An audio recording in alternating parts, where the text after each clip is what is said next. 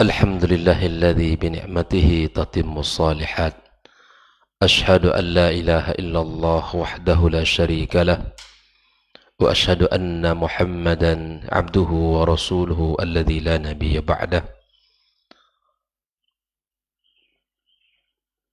يا أيها الذين آمنوا اتقوا الله حق تقاته ولا تموتن إلا وأنتم مسلمون يا أيها الذين آمنوا اتقوا الله وقولوا قولا سديدا يصلح لكم أعمالكم ويغفر لكم ذنوبكم ومن يطع الله ورسوله فقد فاز فوزا عظيما اللهم علمنا ما ينفعنا وانفعنا بما علمتنا وزدنا علما اللهم إنا نسألك الهدى والتقى والعفاف والغنى اللهم يا مقلب القلوب ثبت قلوبنا على دينك اللهم يا مصرف القلوب صرف قلوبنا على طاعتك إخواني وأخواتي في الدين معاشر الحاضرين والحاضرات رحمكم الله الحمد لله كلمة تحميد وتمجيد untuk Allah Subhanahu wa taala. Pagi ini kita diberikan nikmat yang besar dan sangat agung di dalam kehidupan kita. Nikmat kita bisa melaksanakan salat subuh berjamaah. Nabi sallallahu alaihi wasallam mengatakan la yalijun nar, tidak akan masuk neraka, kata Nabi SAW, man salla qabla tulu'il fajr, barang siapa yang salat sebelum terbit matahari, yakni salat subuh, wa ba'da ghurubi syams, atau setelah terbenamnya matahari, maksud di sini adalah salat asar, atau kama qala Nabi sallallahu alaihi wasallam. Maka kemudian inilah satu nikmat yang sangat agung yang patut kita syukuri bersama. Allah Subhanahu wa taala mudahkan kita untuk bisa selamat dari neraka Allah Subhanahu wa taala dengan melaksanakan salah satu ibadah yang agung yang Allah perintahkan kepada kita. Mudah-mudahan dengan ibadah yang kita lakukan ini Allah terima di sisinya, kemudian Allah jaga kita dan keluarga kita dari neraka Allah Subhanahu wa taala. Salat dan salam untuk Nabi kita alaihi salatu wassalam, Nabi yang mulia, panutan kita di dalam kehidupan, yang telah memberikan kabar gembira dan peringatan, yang telah memberikan dan bimbingan di dalam agama yang mulia ini. Mudah-mudahan pula kita diberikan Allah taufik, diberikan Allah kemudahan di dalam menjalankan perintah-perintahnya. Kaum muslimin, kaum muslimat, pagi ini kembali kita melanjutkan pertanyaan 200 pertanyaan seputar keimanan dan keyakinan. Pertanyaan yang ke-96 atau 96 yaitu tentang man huwa khatamun nabiyyin, siapakah nabi penutup di dalam nabi-nabi yang diutus oleh Allah Subhanahu wa taala. Maka jawabannya adalah huwa khatamun nabiyyin Muhammad sallallahu alaihi wasallam. Yang penutup nabi, para nabi adalah nabi kita Muhammad sallallahu alaihi wasallam. Dilanjutkan pertanyaan yang ke-97, mad dalilu ala dhalik, apakah yang menunjukkan atas hal itu? Maka dijawab, ma kana Muhammadun aba ahadim rijalikum, wa Muhammad itu ya bukanlah aba ahadin min rijalikum, bapak dari kalian, walakin Rasulullah wa khataman nabiyyin, Akan tetapi Muhammad Rasulullah yaitu utusan Allah Subhanahu wa taala, wa khatamun nabiyyin, dan dia adalah penutup para Allah. Kasihkan Allah sebutkan dalil ini. Kemudian hadis Rasul sallallahu alaihi wasallam yang menyebutkan innahu sayakunu ba'di kadzabuna thalathun, akan ada setelahku nanti, setelah Rasul SAW wafat, 30 orang pendusta. Dalam riwayat thalathuna kadzabun atau kadzabuna thalathun, 30 pendusta. Kulluhum, semua mereka ini, yadda'i annahu nabiyyun, dan ini merupakan sebuah mukjizat dari Nabi SAW. Telah menyebutkan kepada kita akan ada orang-orang yang mengaku Nabi setelah Nabi kita alaihissalam wafat. Lalu kemudian apa yang mereka katakan? Kulluhum yadda'i annahu nabiyyun.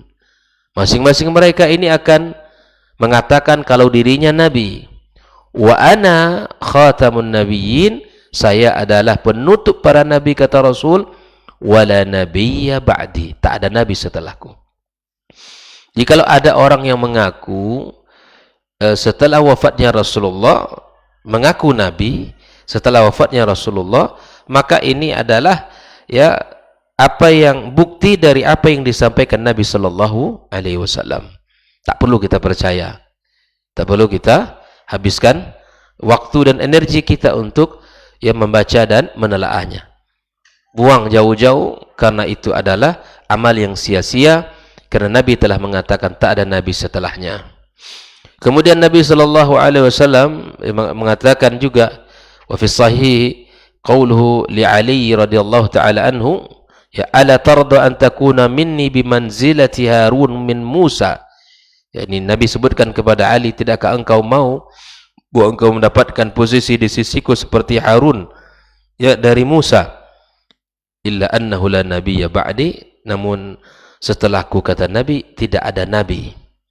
Jadi artinya bahwa ini juga penegasan, tidak ada nabi setelah Rasulullah sallallahu alaihi wasallam. Dalam hadis lain Nabi mengatakan, wa ana khatamun nabiyyin wala nabiyya ba'di, saya adalah penutup para nabi dan tidak ada nabi setelahku. Masih banyak dalil yang mengatakan bahwa Nabi kita Muhammad sallallahu alaihi wasallam adalah penutupnya para nabi. Kaum muslimin, kaum muslimat rahimakumullah.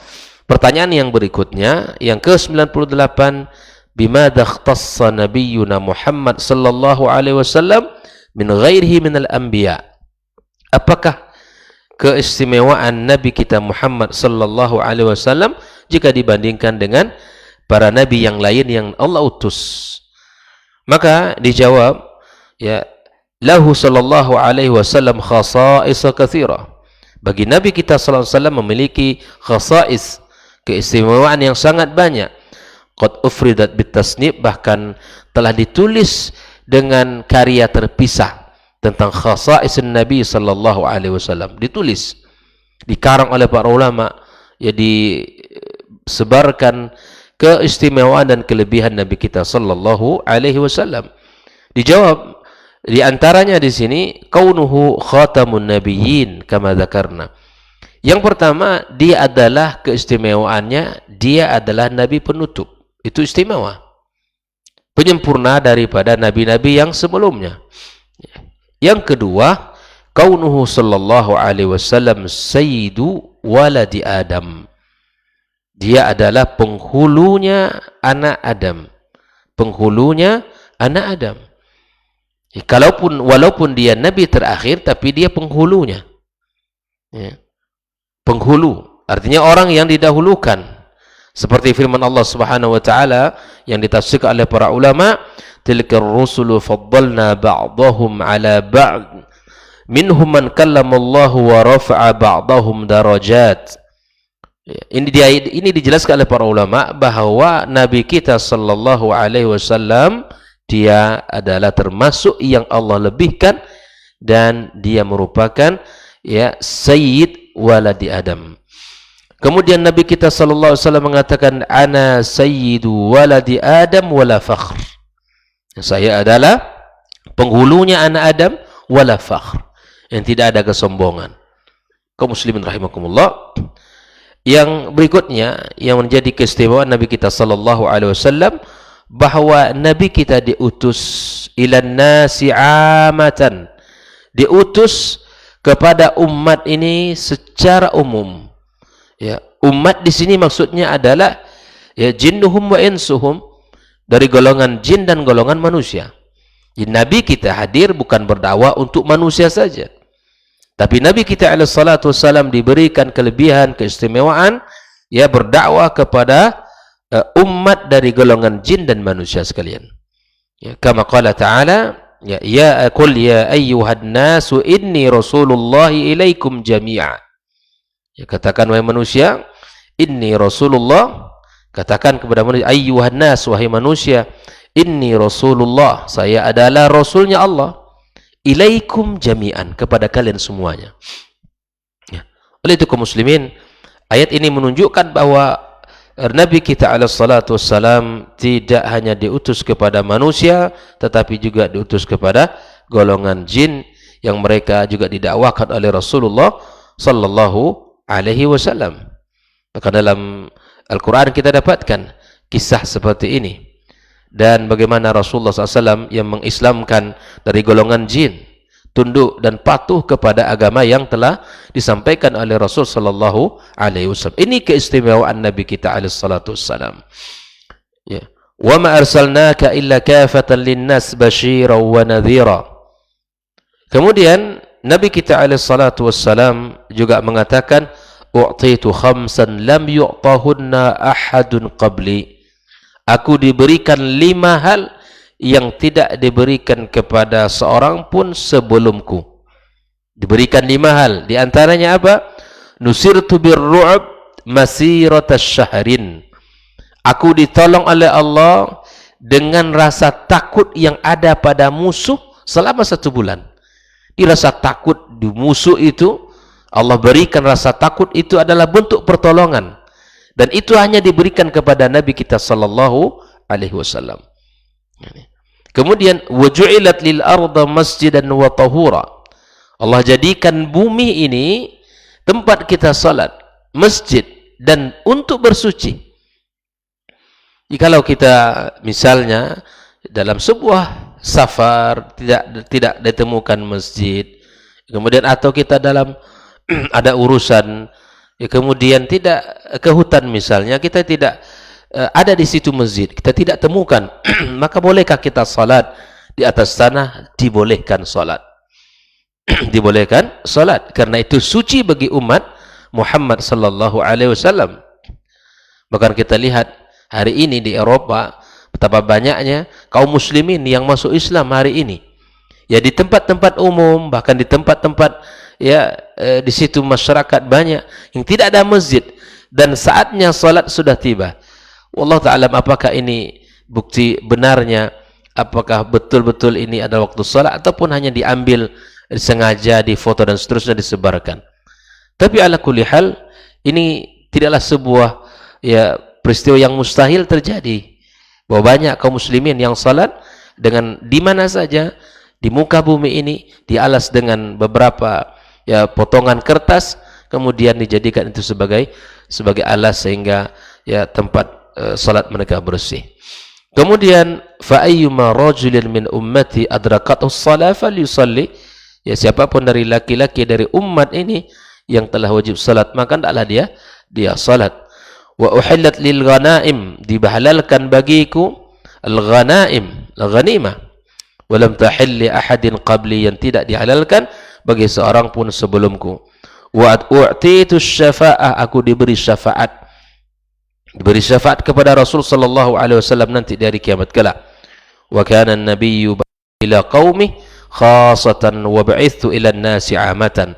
Ya, seorang nabi biasanya diutus kepada kaumnya saja, tapi aku diutus kepada umat manusia secara umum. Ini kelebihan-kelebihan yang Allah berikan kepada Nabi kita alaihi salatu wassalam. Hadis muttafaqun alaih. Hadis yang lain Di antaranya sabda Nabi kita sallallahu alaihi wasallam, "Walladzi nafsi biyadihi." Demi jiwaku dalam genggaman tangan Allah Subhanahu wa taala, la yasma'u bi ahadun min hadhihi al-ummah yahudiyyun wala nasraniyyun. Siapapun dari umat ini yang mendengarkan tentang risalahku, baik dari umat Yahudi ataupun Nasrani, thumma yamutu, kemudian mereka mati, Islam telah tiba dan didengarkan oleh mereka, tapi tidak beriman, kemudian dia mati, walam yu'min billadzi ursiltu bihi, dia tidak beriman dengan risalah yang aku diutus oleh Allah, illa kana min ashabin nar, kecuali dia ya dari penghuni neraka. Artinya bahwa keyakinan yang mereka yakini, berpegang dengan keyakinan yang mereka yakini itu batil, dan menunjukkan bahwa Nabi kita adalah Nabi terakhir. Kan kalau seandainya ada yang mengatakan kami beriman kepada Nabi kami, Nabi Isa, misalnya mereka mengatakan kami juga agama samawi dan Nabi kami diutus oleh Allah juga, dan kami beriman berpegang teguh dengannya. Nah, perkataan ini batil dan batal oleh hadis Nabi kita sallallahu alaihi wasallam ini, bahwa siapapun dari umat Yahudi Nasrani yang mendengarkan risalahnya tidak beriman dan mati dalam tidak beriman kepada Nabi kita sallallahu alaihi wasallam, kecuali min ashabin nar. Ini Nabi kita alaihi wasallam yang mengatakan. Hadis ini adalah hadis yang disebutkan oleh para ulama. Kemudian masih banyak keistimewaan dan kelebihan-kelebihan yang ada pada Nabi kita alaihi salatu wassalam, dan cukup dengan hadis, beberapa hadis sebagai bukti ya kelebihan yang dimiliki oleh Nabi kita alaihi salatu wassalam. Ma'asyal hadirin wal hadirat rahimakumullah. Nah, pertanyaan yang berikutnya adalah mahiyal mu'jizatul anbiya, apakah mukjizat para nabi? Ya, di antaranya ya al-mu'jizatu hiya amrun khariqun lil 'adah. Mukjizat itu adalah perkara-perkara yang di luar kebiasaan kita, maqrununa bi tahaddi, serta mukjizat itu diikuti dengan tantangan, salimun anil mu'aradah, dan tidak bisa ditantang, artinya tidak bisa dilakukan. Itu sebuah mukjizat ya. Dan mukjizat terbagi kepada dua, hissiyun atushahiduhu bil basar, yang bisa dilihat oleh mata kita, didengar oleh telinga kita, seperti keluarnya seekor sapi betina dari bukit batu yang besar, kemudian berubahnya tongkat menjadi ular, dan bisa berbicara dengan binatang-binatang, bahkan dengan benda-benda yang ada. Ini juga sesuatu yang hissi. Kemudian ada yang berupa ma'nawiyah, seperti mukjizat Nabi kita alaihi salatu wassalam, yaitu Al-Quranul Karim. Dan Nabi kita alaihi salatu wassalam diberikan kedua bentuk mukjizat tersebut, baik yang hissi maupun yang ma'nawi. Ya, seperti ya, Nabi kita alaihi salatu wassalam dalam bab al-mahsusat, seperti contohnya insyiqaqal qamar, bisa membelah bulan. Kemudian haninul jaza, tangisan ya, pohon kurma, nab'ul ma' min baini asabi'is syarifah, keluarnya air dari ujung jarinya.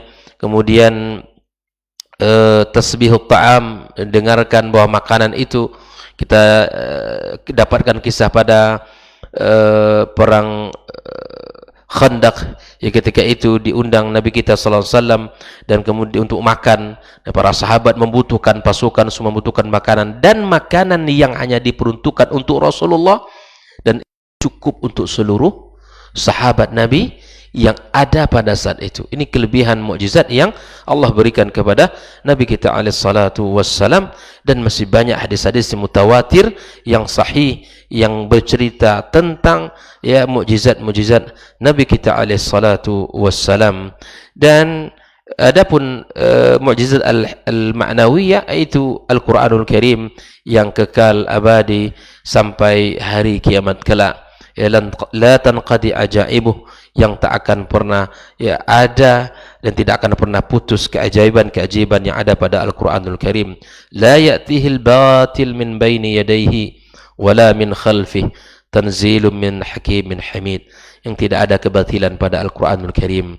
Kaum muslimin, kaum muslimat rahimakumullah, yang mudah-mudahan ya beberapa pertanyaan ini mengokohkan pemahaman kita dan amal kita di dalam kehidupan ini tentang agama yang mulia, membuat kita semakin semangat di dalam melakukan dan mengerjakan perintah-perintah Allah dan Rasulnya sallallahu alaihi wasallam. Subhanakallahumma wa bihamdika asyhadu an la ilaha illa anta astaghfiruka wa atubu ilaik. Wassalamualaikum warahmatullahi wabarakatuh. Orang yang keluar dari rumahnya menuju rumah Allah untuk menuntut ilmu syar'i, maka sungguh dia sedang berjalan di jalan ilmu, dan itu akan memudahkannya untuk menuju surga Allah Subhanahu wa taala. Man salaka tariqan yatlubu fihi ilman salakallahu bihi tariqan min turuqil jannah. Barang siapa yang menempuh sebuah jalan, jalan yang ditempuhnya adalah jalan menuntut ilmu, maka Allah akan mudahkan jalannya untuk menuju surga Allah Subhanahu wa taala. Orang yang berangkat ke masjid untuk menuntut ilmu syar'i dianggap sebagai jihad fi sabilillah. Nabi alaihi salatu wassalam bersabda, "Man dakhala masjidana hadza," barang siapa yang memasuki masjid kami ini, yakni Masjid Nabawi, liyata'allama khairan, untuk belajar atau mempelajari kebaikan, au yu'allimuhu, atau dia mengajarkan kebaikan, kal mujahidi fi sabilillah, adalah seperti orang yang berjihad di jalan Allah. Mudah-mudahan kehadiran kita di rumah Allah yang mulia ini, tujuan kita hanya satu, untuk mencari ridha Allah tabaraka wa taala. Mudah-mudahan ilmu yang kita pelajari, ilmu yang memberikan keberkahan, yang menerangkan jalan kita dan senantiasa menjaga kita di jalan Allah Subhanahu wa taala.